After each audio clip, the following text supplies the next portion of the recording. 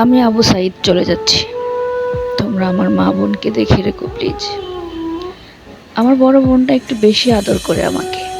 আমি চলে যাওয়াতে তার কষ্টটা একটু বেশিই হবে। আর আমার জনমদুঃখী মা সারা জীবন ক্ষেত খামারে রোদে পুড়ে কাজ করে আমাকে পড়ালেখা করিয়েছে। ছেলে পড়ালেখা করলে হয়তো ভালো চাকরি পাবে, কিন্তু মা তো জানে না এই দেশে কৃষকের ছেলের ভালো চাকরি করার কোনো অধিকার নেই, কথা বলার অধিকার নেই। কৃষকের ছেলে কৃষক থাকবে, তাই তো প্রতিবাদ করেছিলাম জীবন বাজি রেখে, কিন্তু ওরা আমাকে বাঁচতে দিল না। আমার মায়ের কষ্টটাও থেকে গেল। মায়ের কাছে সন্তান হিসেবে ব্যর্থ হলেও এদেশের ছাত্র সমাজের কাছে একজন বীর শহীদ আমি, এটা আমার জন্য অনেক গর্বের। মা, আমাকে মাফ করে দিও।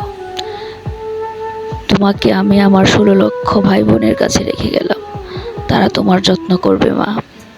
মা, মা, মা, যাচ্ছি।